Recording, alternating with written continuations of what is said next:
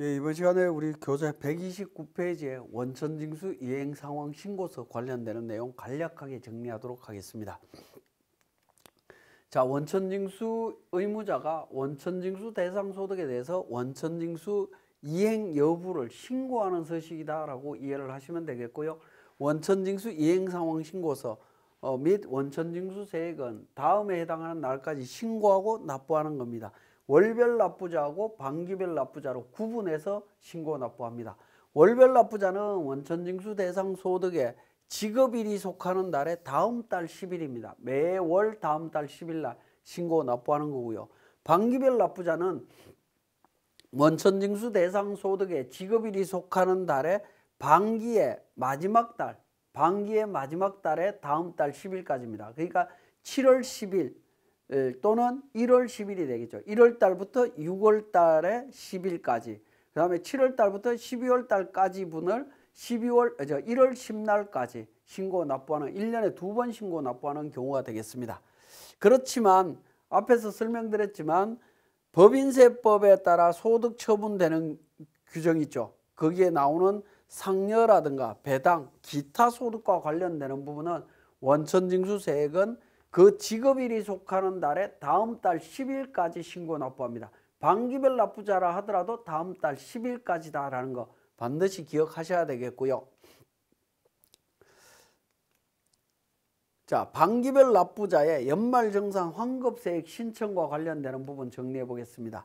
자, 연말정산 환급세액이 나오게 되면 연말정산한 후에 납부할 세액이 없는 경우에도 원천징수 이행상황신고서는 제출해야 되고 세액을 납부해야 됩니다. 납부할 세액이 없으니까 납부할 건 없겠지만 제출은 해야 된다라는 겁니다.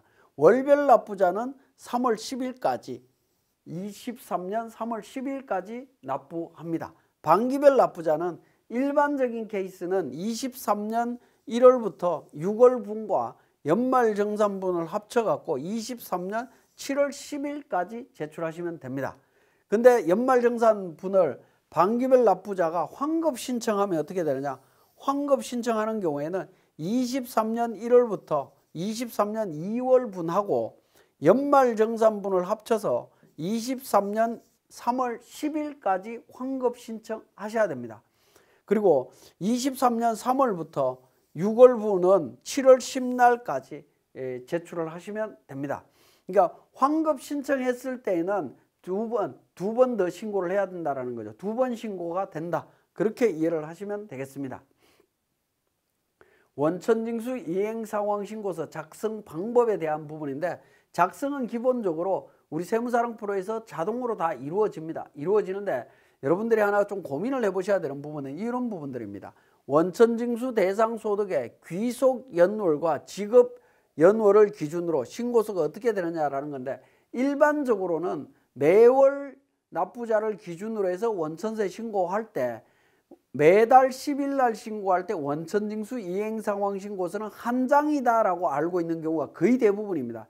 왜냐하면 매달 신고하는 게 한 장으로만 신고하니까 그래요. 그런데 한 장이 아니라 여러 장이 나올 수 있다는 점을 알고 있어야 됩니다. 이런 부분이죠. 3월달 급여를 매월 신고하는데 3월 귀속분을 4월 달에 월급을 받았다라는 겁니다. 월급을 한 달 뒤에 한 5일에 지급하는 경우도 있을 수 있습니다. 그래서 4월에 지급했고요. 4월 달 급여를 4월 말일 날 지급했다라고 하면 두 가지 케이스가 나오면 원천징수 이행상황신고도 어떻게 만들어지냐라는 겁니다. 귀속 3월, 지급 4월에서 한 장 만들어서 5월 10날까지 신고 납부합니다. 그리고 4월 해서 5월 10날까지 만들어서 또 신고를 합니다. 그러니까 결국에 두 장 나오는 거죠. 그죠?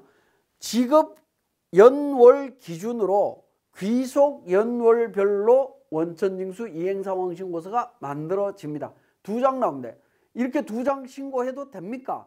전자신고 정상적으로 됩니까?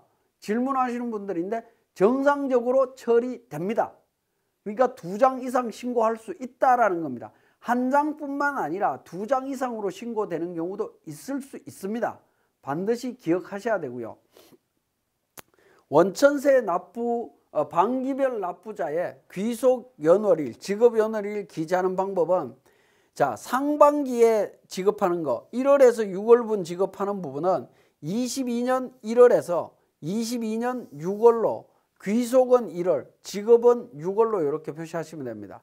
하반기에 지급하는 경우에 어떻게 되느냐? 하반기에 지급할 때는 7월에서 귀속은 7월, 지급은 12월로 이렇게 표시해서 다음 달 10일까지 신고 납부하시면 됩니다.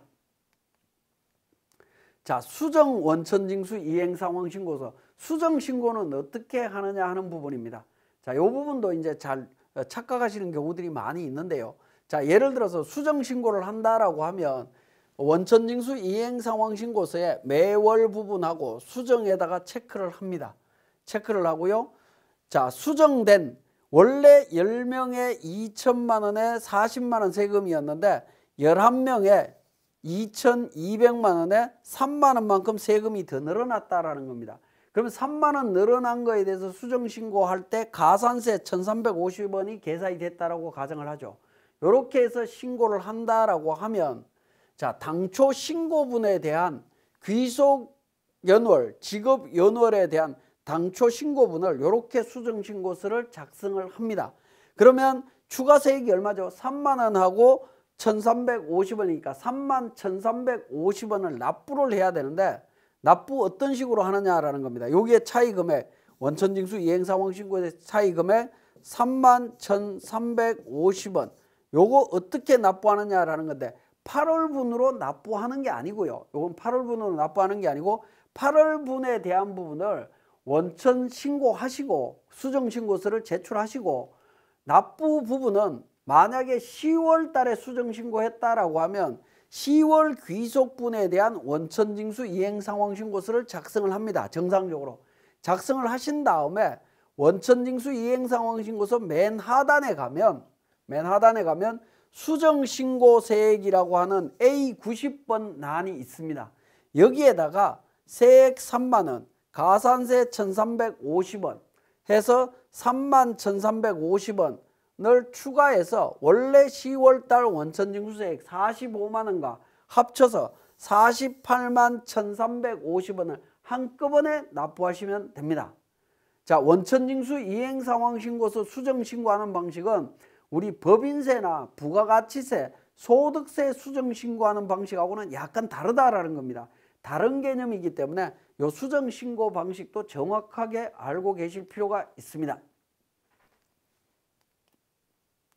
자, 그러면 지금까지 설명드린 내용을 우리 세무사랑 프로에서 확인해 보겠습니다. 자, 원천징수 이행상황신고서 신고 납부와 관련해서 129페이지에 월별 납부자와 반기별 납부자 관련되는 부분 나오는데요. 자, 월별 납부자와 반기별 납부자 선택은 어디에서 하냐 하면요. 우리 회계관리에 보면 재무회계의 기초정보관리라고 있습니다. 여기 회사 등록이라는 메뉴가 있고요. 그 다음에 인사급여 쪽에도 근로소득관리에 가면 기초정보관리의 회사 등록이라고 하는 메뉴가 있습니다. 이 회사 등록이라고 하는 메뉴를 클릭해서 우리 추가사항이라고 하는 부분으로 가게 되면 2번에 반기별 납부 여부가 나와 있습니다. 우리는 기본적으로 반기별 납부자가 아니다라고 부로 표시되어 있기 때문에 반기별로 신고할 수가 없습니다. 그런데 만약에 121번에 있는 주식회사 한라산이 반기별이다라고 하면 여로 체크를 하게 되면 반기별 신고 대상자로 인식해서 원천징수 이행상황신고서를 작성할 수 있습니다.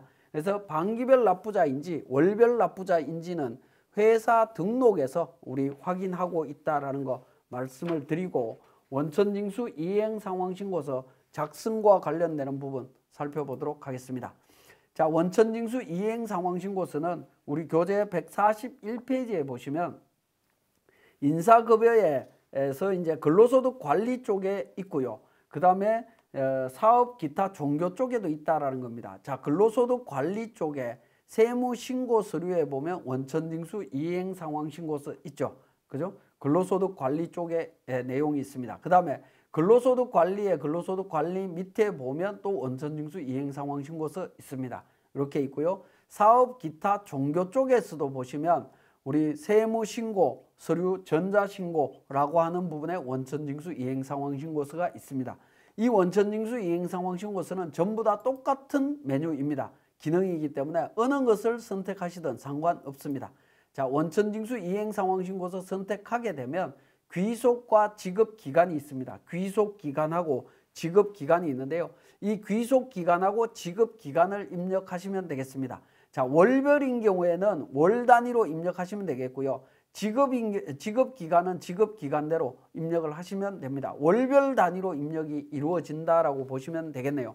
자, 예를 들어서 3월 달이라고 가정을 하겠습니다. 귀속 3월, 3월 해서 지급도 3월이다라고 하면 3월 해서 신고를 하게 되면 정기신고분이 되겠고요. 데이터를 불러오게 되면 어떻게 됩니까? 신고 구분에 매월 표시가 되고 있습니다. 그리고 우리가 분납 신청을 했기 때문에 연말정산에서 연말정산이라고 하는 안에 숫자가 들어있기 때문에 상단에 구분에 연말이라고 하는 부분이 자동으로 표시되고 있습니다. 이렇게 해서 신고하실 수 있다라는 겁니다. 만약에 반기별인 경우에는 반기로 자동 체크가 된다라고 보시면 될 것 같습니다. 우리 교재 142페이지에 반기별 관련되는 부분에 대해서 회사 등록사항에서 내용이 나오고 있다는 거 말씀을 드렸죠. 자, 상단에 보시면 신고 구분이라고 하는 부분이 있는데 정기신고로 제가 했습니다. 정기신고로 했는데요. 신고 구분에 화살 표시 눌러보시면 정기신고, 수정신고, 기한 후 신고가 있습니다. 자, 수정신고는 또 어떻게 만들 거냐 하는 부분인데요.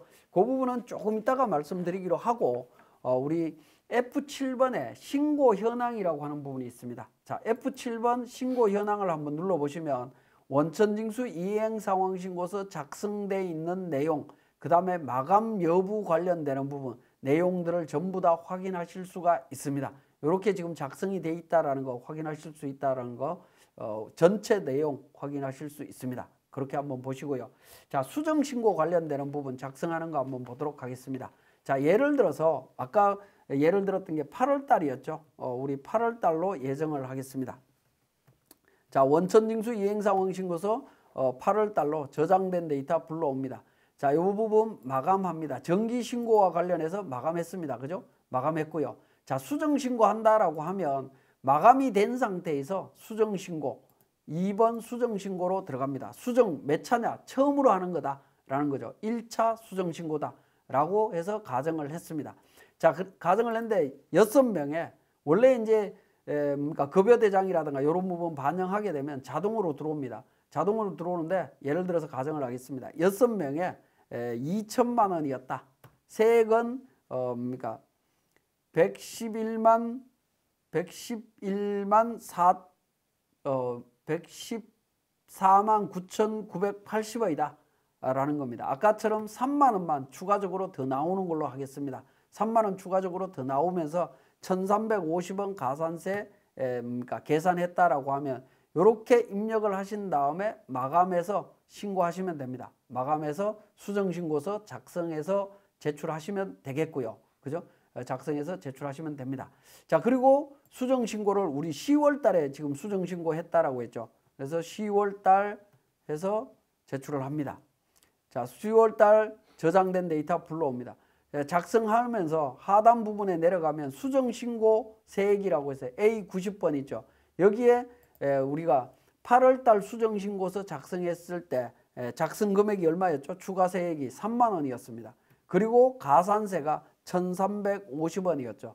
그 금액 입력해서 합쳐서 한꺼번에 신고서 작성하시면 됩니다. 이렇게 마감해서 작성해서 제출을 하시면 된다라는 겁니다. 자, 수정신고서 작성해서 신고 납부하는 것까지 제가 말씀을 드렸고요. 자, 우리 상단에 원천징수 이행상황신고서 부분 다시 한번 클릭을 해보겠습니다. 자, 원천징수 이행상황신고서에 우리 상단에 보시면 제출자 정보라고 하는 메뉴가 있습니다. 이 제출자 정보를 열어보시게 되면 우리 교재 화면에 나와 있는 것처럼 원천징수 의무자, 세무대리인 정보 관련되는 내용들을 확인하실 수 있습니다. 자, 이번 시간은 여기까지 하도록 하겠습니다.